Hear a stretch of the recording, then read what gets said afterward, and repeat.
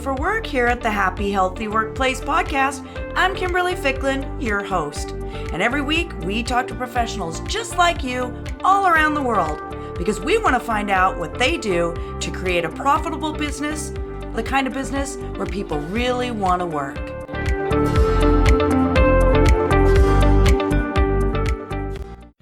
So today we're talking to Carl Goff. Carl is the founder of MeetMagic.org. MeetMagic offers altruistic business meetings for business leaders and digital transformation suppliers in an online platform. MeetMagic is a for-purpose enterprise delivering positive social, cultural, and environmental impact by donating 50% of their consulting fees directly to charities after each meeting. Helping charities fundraise by connecting business leaders for coffee with innovative technology companies. And you know me, I'm going to name drop. Some of Carl's clients are Dell SecureWorks and Global Cloud Exchange. Now today, Carl's going to share with us what the concept of giver's high is and why having an altruistic component available in your workplace helps you to create a community of giving. So Carl, first I want to welcome you. Welcome to the show. Thank you. Thanks, Kimberly.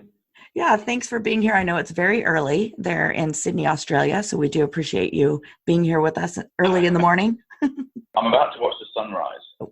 Beautiful, then. I guess you can't ask for more. I know you have your tea. You're going to have a chat with us, so that's not a bad way to start your morning, huh? Exactly. Awesome. So go ahead and just tell us, what is giver's high? I think it's something we've sort of started to see over the past sort of couple of years with the executives that take the meetings. And I'm starting to see it's having a bit of an impact, obviously, on their work and the things that they do during the day. So the long and short of it is, every time a meeting takes place, the executive that takes the meeting gets to feel really good about the impact that they've just made. That's really what we're seeing, is a giver's high or a giver's glow. It's more about the experience that this meeting has just generated. It's about the time that they've used and the impact that that time has actually had. As we all know, you can spend your time wisely or unwisely. And the big idea for MeetMagic was to help executives use their time a lot more wisely during the day. Which creates more productivity, right? Absolutely, yeah. Yeah, you have time to do a lot of other things. Yeah, well, this is giving in the workplace. It needs to get to a space, I think, where it's high impact but low cost. And that high impact and low cost thing really needs to come out. It just needs to be no behavior change. And that's what we've created. Right, because what you're saying is what MeetMagic offers is that, you're already doing meetings, right? You're already doing meetings. So why not do one like this and also be able to be altruistic in the process of it? I know that you had mentioned that you had some feedback from some of the people that have worked with you recently. And just in the concept of giver's high, like what are the things that people tell you, not just about the meetings, but just about what it feels to give, to be able to know that they're giving? Well, I think everyone starts off with good intentions. And I think givers, when they want to give, they tend to give too much and it can often go wrong. But when the givers put the needs of others first, sort of if they do it too much, they become the jack of all trades almost. And I think it's like a reactive type of helping, and that sort of causes a problem. But if it can happen in a condensed sort of way, it has this high impact. And that's what seems to be happening with these meetings. So I often get calls from the executives afterwards saying, that was a really good meeting and I feel really good and really empowered. It's almost like this glow exists because they've just sat down and had a cup of coffee, which is all they've done, 45 minutes of their time, and they've created this whole feeling around doing good. And so they go back to their office feeling more empowered and often they're more productive as a result because they're more engaged in what they're doing because they've just done something good. So that's one of the feedbacks that we're getting, which seems to be resonating. It seems to be almost every meeting, this sort of feeling happens. And when I ask the execs for quotes, it's very simple and very easy for them to give me a quote. We've had some of the biggest executives in the country. I think Peter Allen, who's the CEO, you might know Westfield Shopping Centres. Well, Peter Allen is the CEO of the company called Centre Group, which operates in here. He basically turned around and said, what a wonderful idea to combine business and philanthropy. That's typically the feeling that we get from the execs, and that's great for business. It's great for everybody, right? Because even, if you've got a happy executive, you've got a happy workplace. Exactly. It's pretty much that simple because that's why we talk about what we talk about here on the show is that, we're trying to affect change from the top level. Right. And so if everybody in the workplace sees that the altruistic spirit of the executives, then of course they're going to feel like it's a giving place, right? And then Right. As well, what if the additional space productivity that the executives are able to gain back, that they are able to put some type of a program in place where as well their employees could then get givers high and giving some type of a program or doing something, right? You're speaking my language completely, Kimberly, because often we get asked the question, what could we give our employees to get them better engaged, to perform better? And this is ultimately, how do you engage your employees with the purpose that you have as a business? And that really is what motivates and drives the employees. So we think leaders are currently looking for new things to try. Like I mentioned before, things can go wrong when you give too much. So you need to sort of somehow condense that giving. But once you've engaged with that purpose, that's where your values kick in and the employees are really empowered. So we're starting to see that every MeetMagic meeting that takes place, we're starting to see that empowerment is there. And I get it from the PAs and the EAs when we ask for approval, for example, to put something on LinkedIn or approval to put a quote up. It's absolutely, Carl, no problem. There is never any question of doubt that they would not want to have it up there because it makes them feel good. It makes them feel happy about what they're doing. And we all know when you're helping other human beings, you typically tend to feel good about that. But it's how you do it, I think, that's really important. And how often you do it is also pretty important as well. Yeah, I would agree with that. Definitely consistency, because so you do something one time, it makes you feel good, but then you get right back into the rut of things and you don't do it anymore and you don't get that good feeling. I wanted to bring up or actually go back to the focus part, right? Where because when I've spoken to other companies, just last episode, we spoke with Nathalie at Pacific Perks, and she has a You've Got Perked campaign. And it's a very specific campaign. It's only one way. Now, I don't want to say that like it's only one way and it's limited. It's one way that her employees can give back within the company, right? But it's not 40 different ways. It's not we're going to do a food drive and now we're going to collect cans and then we're going to go out and pick up trash, and you know what I mean? So that it's more of a structured, focused type of giving program that everybody knows the rules to and everybody can get in there and do it really easily. So I think that you bringing up focus makes sense because we can focus on too many things at one time and then they're really not that effective. Right. Yeah. This is a very important point because when I mentioned before, how do we create an experience that engages the employee? And it's really about time and pacing yourself. I think there was some experiment done recently where they gave two different types of execs or groups of executives two different things to do. One of them was giving, I think, money to people once a day for a week. And so sort of random acts of kindness. So your job is to go and make one person happy every day for a week. And then the second group of people had to give 5 times in one day. Now, you would assume that those that were giving every single day for a week would feel a little bit more, you think it was more reliable as a way to lift the spirit. Mm-hmm. But you're wrong. It's actually not. That condensed impact of giving, 5 people in one day actually made these people, the executives, feel way more alive and more engaged as a result because it was just high impact. They actually felt like they'd made a attributable difference in one particular day. Now, what that also did was it freed up their time to do other things. So what you get, like I mentioned before, all these good intentions of giving can often go wrong when we give too much. And we become jack of all trades, and it's sort of a reactive helping of people that sort of drains our energy. Well, when you're proactive, that proactive giving of time, that can be energizing. That can sort of tapping into their own intentions or their own things that they really love to do. They feel less stressed and they have a bigger impact at work as a result. That focus is really important, I think. Yeah. And you brought up another interesting point, which is, if you're doing something every day, say you make a commitment to do some random act of kindness every day. What did you guess that we as human beings would eventually put it on our to-do list? And it would just be a chore, like you said, and create additional daily stress because now, I said I was going to do this every day, but now today I can't. I'm not really able to do it. Do you get what I'm saying? But yeah, instead, like you said, one thing that makes a grand impact and you do that thing often, but not daily, right? Because again, it becomes something it takes away from. Yeah, absolutely, totally. Proactive giving is really, and this is why we often have executives nominate the last Friday of every month to take a meeting, and they book it in 12 months in advance to say, yep, Carl, I'm going to do my MeetMagic meeting on the last Friday of the month at 10 a.m. And they pledge that 1 hour of time to do some good. And they've often got their own charity that they support. So they know that once a month, they're going to sit down, they're going to have a cup of coffee with a new company. It might be a cybersecurity company. It might be, some software as a service. It could be anything that helps them with their business and transformation. And that's their thing. And they know that over the course of the year, those 12 meetings have impacted that particular charity quite a lot. So it's really that proactive giving really energizes. I did this with my 16-year-old daughter. She's in year 11 here. And once a fortnight, I'll give her $50 and I'll say, here you go and give that to somebody that deserves it. She'll go and find somebody on the street and she'll sit down with a homeless person and their dogs and have a cup of tea with them. And she does that once a fortnight, and that makes her feel energized as a result. So if it happens to 16-year-old kids, you can probably assume it's going to happen to 50-year-old execs.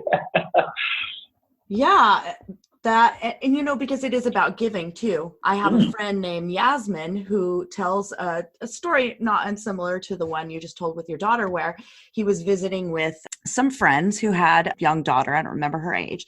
And she was selling Girl Scout cookies. And the last day that he was there, I probably am not going to tell this perfectly, but sorry, Yasmin, if you're listening. But the last day he was there, they came to the breakfast table and she was not in a very good mood. He asked her why, and she said something to the effect of, she said, I had to sell all these Girl Scout cookies. At this point, he had this idea to just buy some boxes of cookies from her.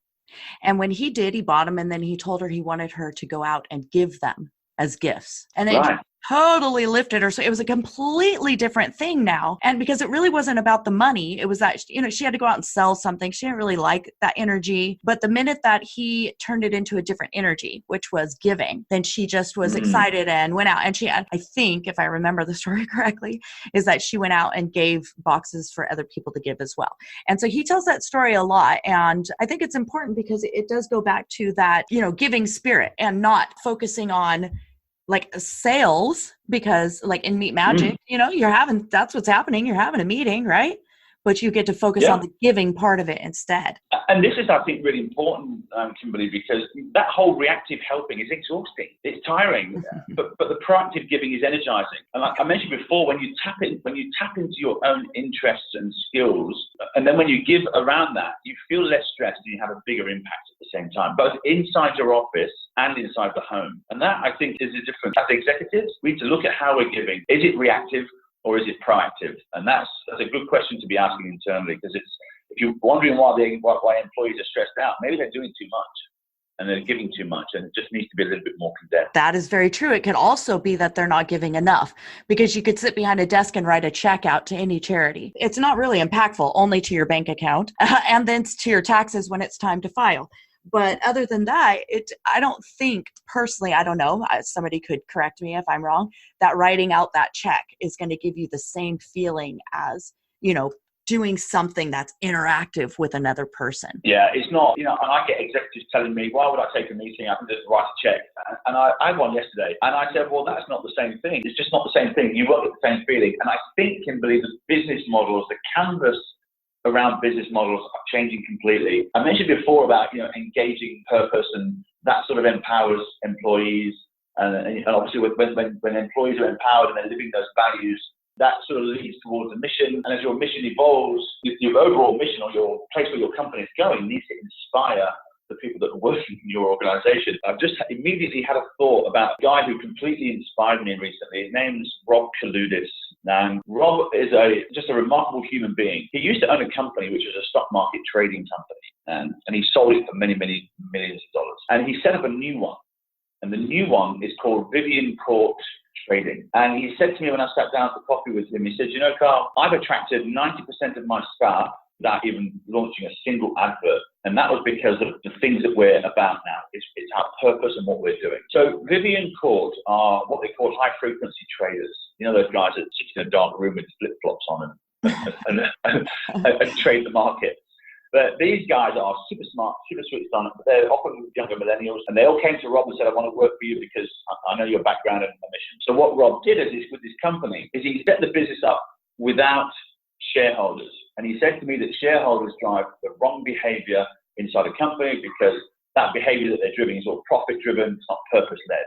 Mm-hmm. So what he did instead was he set up a charitable trust as the overarching thing around the company, and started the business.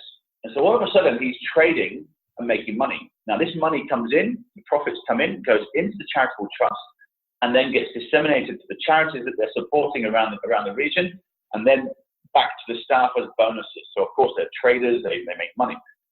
Now the interesting thing here, Kimberly, is that these traders, if they work 5 days a week, they can often get burnt out because it's high energy and they need to focus quite hard. What he noticed was, because they were giving money to these various different causes, the traders were really happy about this, and they were actually making more money more easier, and that money was coming in. And it's almost like the universe said, hey, you're giving more money away, so here's some more. And so all of a sudden, this cycle of money, and these traders were making exactly the same amount of money in 4 days as they were in 5 days. And so Rob did this wonderful thing. He said, I'm going to give you guys a 4-day work week instead of a 5-day work week. So you can now have 3 days with your family and not 2. And he worked out the cost of actually doing that was 20% less than having people work 5 days a week and having to pay for sick leave and time off and so on. So all of a sudden, he's got this business model that's making more money with less time and more engaged and happy staff. Why we're not all doing that today is beyond me. I don't know. That's what we're doing here, Carl. We're calling people out like, really? These things really can't be done. I know I say it all the time. This is why I have this podcast, is because, man, I've had some crappy jobs in the past with some really crappy bosses. But what I want everybody to know is that there are amazing places doing amazing things. And you just really have to look for it if that's what you want, right? If that's what you want to go work for, then you just have to look for the people who are doing amazing things, like focused fundraising. Absolutely. As one thing, it can be anything. I mean, you find what you're truly passionate about and you can find that inside the company. Literally every CEO in Australia right now has mental health and depression and that sort of stuff on their agenda this year, because it's a massive problem. Mm-hmm. It's a huge problem inside the workforce, and people are struggling because they're under pressure, they're under time pressure, and they're not managing their time properly. And one of the top 5 factors contributing to lower depression rates is, guess what?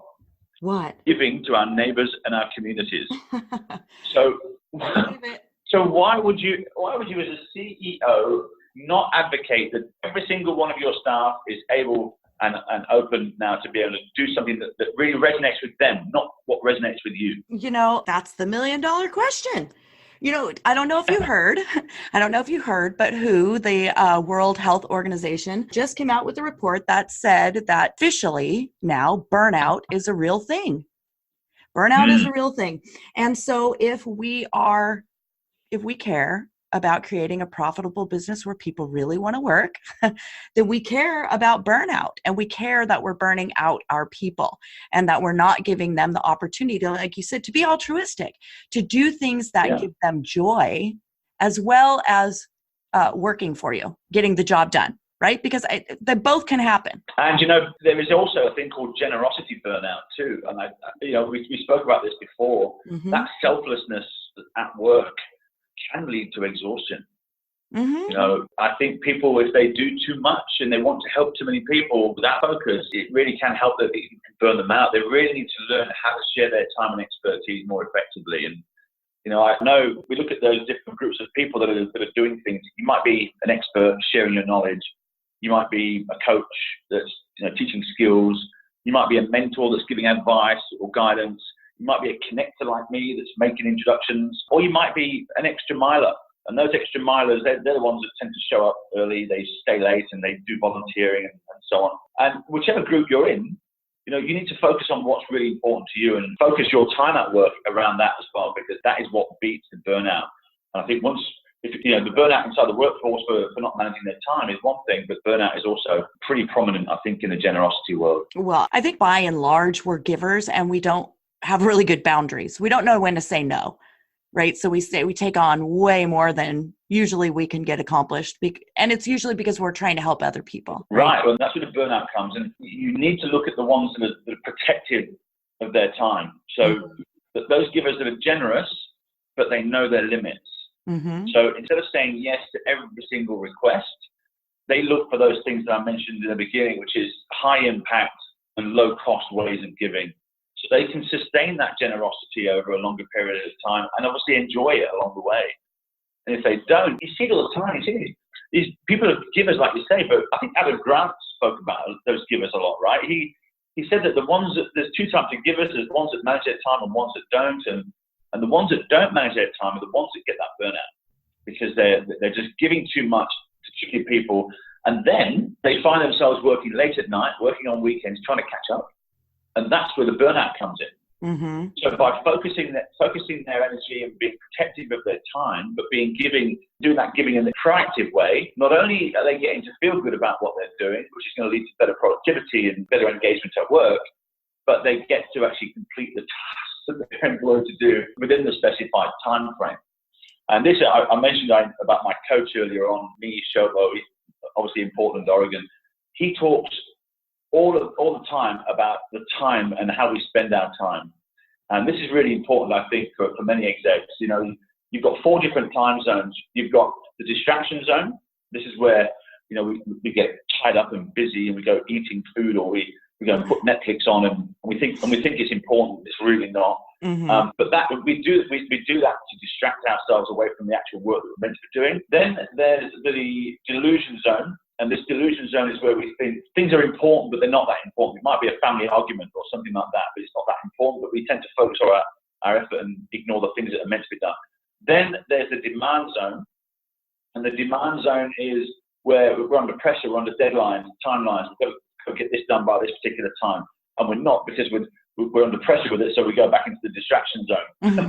Or there's a final zone called the dialed in zone. That's where you're completely focused on doing the things that are important and, you know, not focusing on the things that are not important. And when you look at this, and when I look at execs, a lot of execs are in the demand zone, and they're in the demand zone under pressure with deadlines because they're not dialed in, because they're doing things in the distraction zone and in the delusion zone. And that, when you look at this, you know, at a high level, if you can take a lot of that pressure away and literally just get them dialed in and being focused on things that are really important. And that can be focused around giving. Then they're actually more inclined, you know, to give in the right way as opposed to being under pressure. And I see it all the time with execs say, I've got no time. Yes, you do. It's just that you're not spending that time properly. Because there's a clear distinction, Kimberly, between execs that say yes and those that say no. And I can tell with the energy in their voice, when they say no, it's because they're in demand, and that demand zone is consuming them. And the ones that say yes, who are often really high-powered execs, they say yes easily because they're in the dialed-in zone. Mm-hmm. And that dialed-in zone is really, you know, they're getting stuff done, and they're focused around getting just the important things done. And that's why they're free to be able to give their time. It's very curious, but it's really interesting to look at. Yeah, well, it just goes back to what I said before, which is when you have less things demanding your time, then you have more time to do the things that you love and make you feel good. Exactly. Yeah. Don't be a jack of all trades and stuck with lots of pain. It's be a bit more focused around it. Yeah, I completely agree with that. This is really great stuff we're talking about today, but we're almost to a close, Carl. So I'm going to ask you one more question. Is there anything that you think needed to be said today that we did not say? I think there's a fundamental shift happening. You know, we mentioned about these business models around engaging your staff with purpose and empowering them to live the values and go towards that mission or that vision that inspires. I think we're starting to see the emergence of that. I think we're starting to see executives start to live with more purpose. It's less egotistical. I think we're starting to see the emergence of the Millennials and the Zers that are coming into the marketplace. And these people care. And they're more likely to work for you if you're doing something good and have an opportunity to do good inside the workplace than if you just give them a high-fat salary. And, you know, I think for me, if they can prioritize their requests on their time and only say yes to MeetMagic or only say yes to the things that are important, and then they can give in ways that play to their strengths. And that's going to allow them to distribute their giving load a lot more evenly. I think that's just some of the 3 things that really stand out for me at the moment. Completely agreed and very well said. So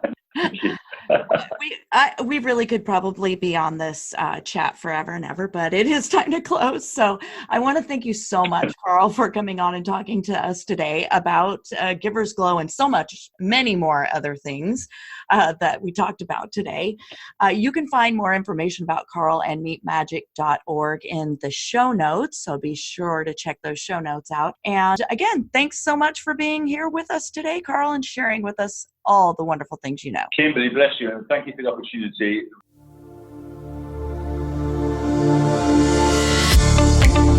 That's a wrap for today. The Happy Healthy Workplace podcast is now complete. Be sure to subscribe and join us weekly for secrets, solutions, or strategies that help you create a profitable business where people really want to work. This is Kimberly Ficklin, wishing you a happy, healthy day.